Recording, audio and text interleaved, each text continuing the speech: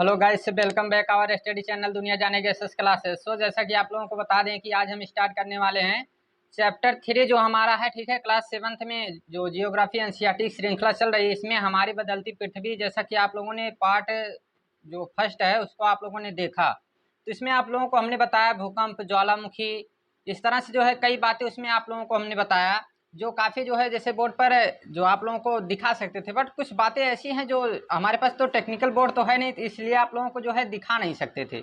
इसलिए हमने चाहा कि जो है इसे आप लोगों को इस तरह से दिखाया जाए ताकि जो है हम आप लोगों को बताते भी रहें और थोड़ा सा जो है छोटी छोटी बातें जो आप लोगों को दिखाना ज़रूरी है उसे दिखा भी देते हैं। कुछ ऐसे जो है चित्र आप लोगों की एनसीईआरटी में दिया गया है, तो उसको जो है हम दिखाने की कोशिश करते हैं, आप लोगों के सामने जो है इसको प्रदर्शित करते हैं। तो ध्यान से देखिएगा। सबसे पहले आप लोगों को हमने बताया कि जो है पृथ्वी की गतियां जो होती हैं, ठीक है, ये किस तरह से होती है। तो पृथ्वी की गतियां जो हैं ये इसमें अंतर्जनित और बहिर्जनित दो, यानी एंडोजेनिक फोर्स और एक्सोजेनिक फोर्स, इस तरह से दो जो है बल लगते हैं। और इन दो बलों में इसको भी दो भागों में बांटा गया है, जिसके बारे में हमने पूरी तरह से डिस्कस तो किया है, बट यहाँ पे दिया गया है एक चित्र, तो हम यहाँ पे आप लोगों को दिखा देते हैं। पहला है आकस्मिक बल, दूसरा है पटल विरूपण बल, ठीक है। इस तरह से दो बल हैं, जिसमें जो है हमने आप लोगों को प्लेट टेक्टोनिक थ्योरी बताने की कोशिश की, थोड़ी सी जो है, बहुत ज़्यादा तो नहीं इसमें दिया गया है, तो इसको आगे डिस्कस करेंगे, लेकिन जितना दिया गया है उसके बारे में थोड़ी सी बात हमने आप लोगों को बताने की कोशिश की है। तो इसमें आप लोगों को हम बताया आकस्मिक बल में भूकंप हमने बताया, ज्वालामुखी बताया, भूस्खलन बताया। और जब पटल विरूपण बल की बात करें तो इसमें पर्वत निर्माणकारी बल, यानी जो है जब जैसे हमारा हिमालय बना है, वलित पर्वत बनता है, भ्रंश पर्वत बनता है, तो इन सब में जो है कौन सा बल लगता है, तो पटल विरूपण बल इनमें लगता है। आगे बात कर लेते हैं बहिर्जनित में अपरदन और निक्षेपण है, और नदी का बहता जल, पवन, समुद्री तरंगे, हिमनद, ये सभी जो है किस में आएंगे, ये सभी आएंगे हमारे जो है बहिर्जनित बल, यानी जो है बाहर से लगने वाले बल हैं, ठीक है। एंडोजेनिक यानी आंतरिक बल।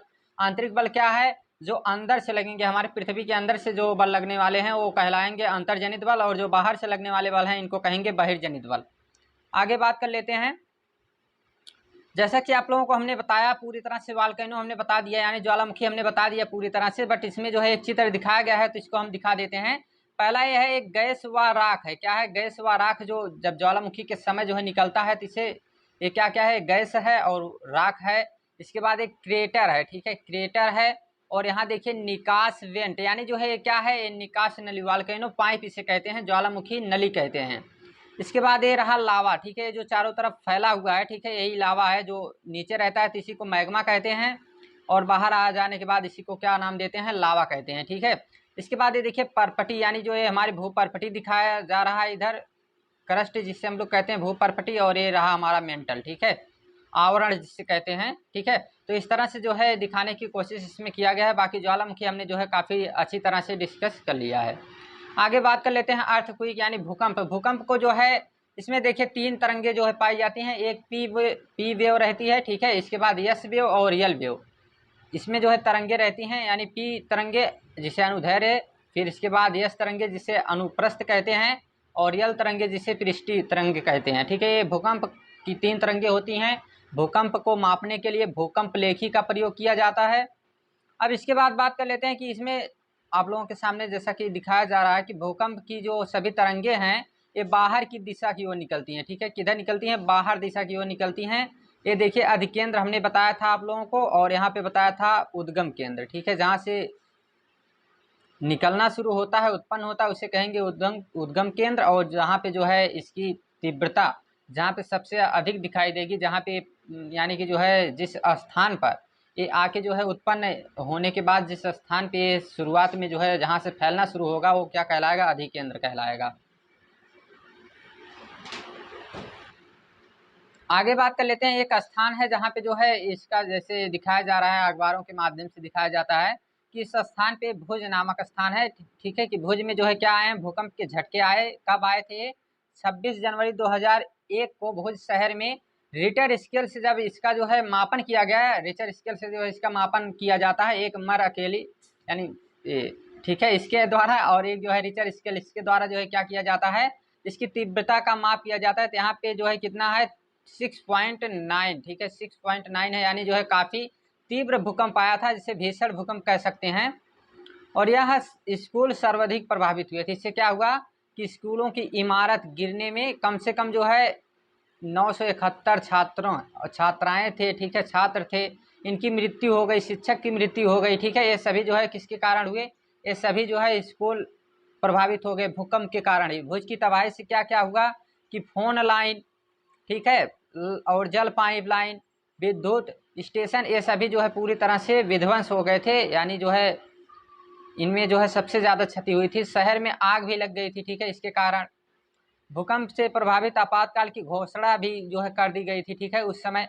यानी जो है और साथ साथ गुजरात सरकार, ये कहाँ है? तो ये गुजरात में है। गुजरात सरकार ने इस संकट का सामना करने के लिए केंद्र में वित्तीय सहायता की मांग की थी, ठीक है। यानी ये केंद्र से, उस समय जो केंद्र में थे उनसे जो है कौन सी मांग कर रहे थे? तो उस समय जो है सहायता की मांग जो है कर रहे थे। आगे देख लेते हैं। इसी में अब हम लोग बात कर लेते हैं जलप्रपात, ठीक है। जलप्रपात जिसे झरना कहते हैं, ठीक है, जलप्रपात है। जलप्रपात में हमको क्या देखना है कि ये जो है देखिए यहाँ पे नदी गिरती है, इस तरह से जो है इस तरह से बनाती चली जाती है यू आकार की घाटी, ठीक है, वी आकार की घाटी बनाती चली जाती है। इसे हम लोग क्या कहते हैं? इसे हम लोग कहते हैं गार्ज। जैसे दिहांग गार्ज ब्रह्मपुत्र नदी बनाती है, इस तरह के जो है बनते हैं। कठोर शैल होती है यहाँ पर, ठीक है। तो इस तरह से जो है जैसे जैसे जल गिरता है तो क्या होता है, जल के गिरने से क्या होता है, इस तरह से जो है इसमें आकार बनते चले जाते हैं। अब देखिए विश्व में हजारों छोटे छोटे जलप्रपात हैं, ठीक है। क्या बताया जा रहा है कि विश्व में हजारों छोटे जलप्रपात हैं और सबसे ऊंचा जलप्रपात कौन सा है? दक्षिण अमेरिका में वेनेजुएला का एंजेल जलप्रपात है। कौन सा है? एंजेल जलप्रपात। थोड़ा सा एक मिनट, एंजेल जलप्रपात है, बस ठीक, ये हमारा एंजेल जलप्रपात है। और ये कहाँ है? तो ये है उत्तरी अमेरिका में, कनाडा तथा संयुक्त राज्य अमेरिका की सीमा पर स्थित है, ठीक है। कहाँ स्थित है? संयुक्त राज्य अमेरिका और साथ साथ जो है कनाडा, ठीक है। ये दोनों जो हमारी उत्तरी अमेरिका है उसी में जो है ये दोनों देश हैं। इनके बारे में जो है हम कभी आप लोगों को डिस्कस करके दिखा देंगे, आप लोग ऐसे जानते हैं इसके बारे में। आगे बात कर लेते हैं कि बाढ़ का मैदान। बाढ़ का मैदान क्या कहलाता है? बाढ़ का मैदान का क्षेत्र वो कहलाएगा जहां तक हमारी नदी, ठीक है, यानी हमारी नदी का जल जो है बाढ़ आने के बाद जहां तक फैलाव रहेगा उसका, जहां तक वो विस्तृत रूप से फैली रहेगी, ठीक है, तो वो जहां तक जो है इसका पानी फैलेगा, मिट्टी साथ साथ बह के जाएगी, वो क्या कहलाएगा? वो कहलाएगा बाढ़ का क्षेत्र, ठीक है। जैसे इस नदी का बहाव क्षेत्र यहाँ तक है तो ये क्या कहलाएगा? ये पूरी तरह से बाढ़ क्षेत्र कहलाएगा।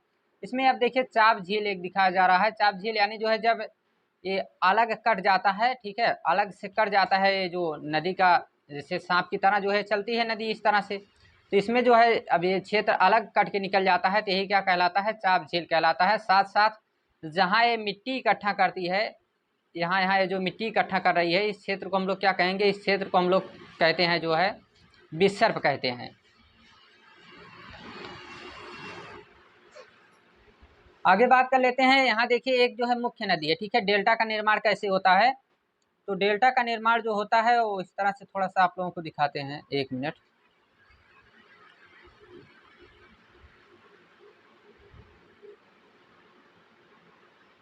देखिए यहाँ से जो है क्या हो रही है कि ये नदी हमारी जो है आ रही है, ठीक है, ये मुख्य नदी है। और यहाँ आने के बाद जो है क्या हो रही है कि अलग अलग रूपों में बट जा रही है, ठीक है। इसकी वितरिकाएं का मतलब क्या हो गया कि ये जो है अलग अलग रूप में बट रही है, यानी जो इसकी ये सहायक नदियां हो जा रही हैं, ठीक है। इधर जाने के बाद ये अलग अलग सहायक नदियां हो जा रही हैं, ठीक है। तो इस तरह से जो है क्या होता है, इस तरह से जो है डेल्टा का निर्माण होता है। जैसे जो है दो नदियां हैं हमारी, एक हो जाती है इधर से गंगा नदी आती है, साथ साथ इधर से ब्रह्मपुत्र नदी आती है, जहाँ पे ये दोनों मिलती हैं वहाँ पे एक डेल्टा बनता है, सुंदरबन डेल्टा, ठीक है, जो कि कहाँ है? ये जो है बंगाल की खाड़ी में बनता है, जो विश्व का सबसे बड़ा डेल्टा है।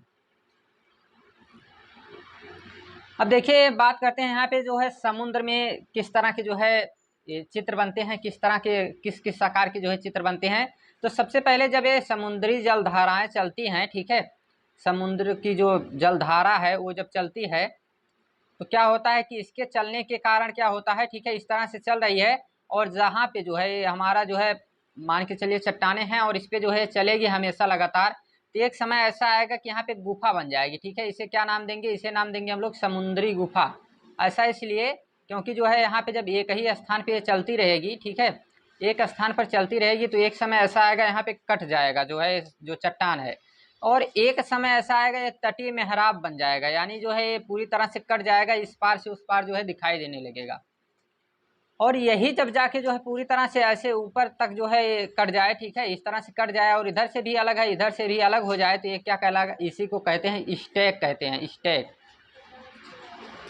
इसके बाद जो है एक चित्र शायद रखना जो है भूल गए, वो चित्र था, ठीक है, उस तरह से मशरूम की तरह थोड़ा सा दिखाई देता है, उसे छत्रक सेल कहते हैं। वो इस तरह से जो है आप लोगों को हम अभी दिखा देते हैं, ठीक है, यहाँ दिखा देते हैं आप लोगों को।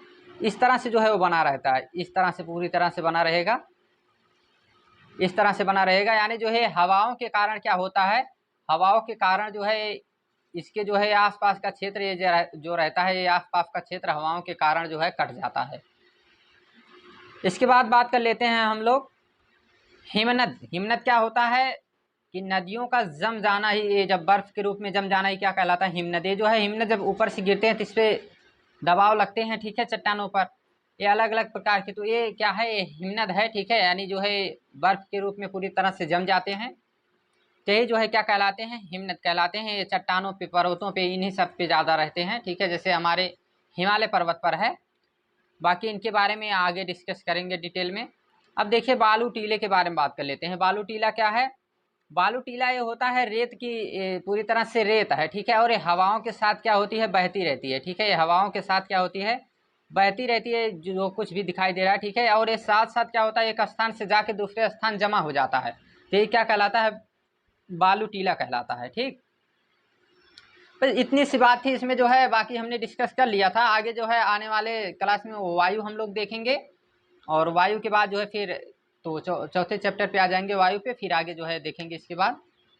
तो thanks, take care, bye bye.